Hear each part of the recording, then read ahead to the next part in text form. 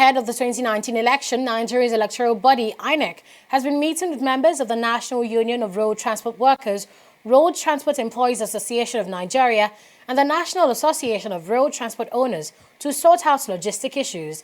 The body has also been meeting with other stakeholders and unveiled plans to include internally displaced persons in the voting process. Fidelia Aguncha has the rest of the details.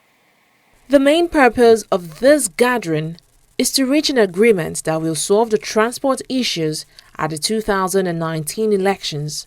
Aside INEC officials, others at this meeting are members of at least 3 transport unions. They are first addressed by INEC Chairman Mahmood Yakubu, who highlighted the challenges ahead. INEC requires, in our estimation, over 100,000 vehicles for the 2019 general elections. However, with the increase in the number of voters as well as political parties since the last general election, we need to increase the pool of our service providers to meet the consequential increase in the number of vehicles. Accordingly, we decided to expand our collaboration beyond the National Union of Road Transport Workers. Key officials of the union assured the INEC chairman of their support. We'll try our best to contribute our quota to see to the sources in terms of logistics for the 2019 general election. In 2015, we contributed, and we'll look at the areas that we should improve in the 2019 to make the operation a successful one. I also want to assure you that NATO, as the umbrella organization of transport owners and operators in Nigeria, will do everything possible to support you, will do everything possible to ensure that we do what you are expecting us to do, so to move men and women materials to the election venues during the election. We are not going to do less in 2019 general elections. We're going to come out in our best. Our end of the year special patrol Operation Zero is commencing 15th of December and we end 15th of January.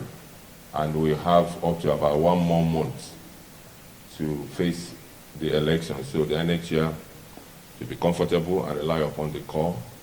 We'll also deliver more than we have done in the past elections. The unions and the INEC chairman then signed a memorandum of understanding to work together to solve the logistic issues. The INEC meeting does not end there. At this stakeholders conference, the electoral body reels out its plans to ensure internally displaced persons are not left out in the 2019 elections. For those who are not registered, there is an opportunity for them to register. And for those who registered and their names are on the database, we made sure that we reprinted the cards for them. In that way, all citizens will be involved in the process. Democracy, proper democracy and credible elections can take place only where it is inclusive and participatory, and where citizens are not disenfranchised for circumstances beyond their control. We're collaborating with NEMA. They've been very helpful. They've given us a lot of information about location and demographic characteristics of IDPs. So there is a whole pool of secondary data that we're tapping into.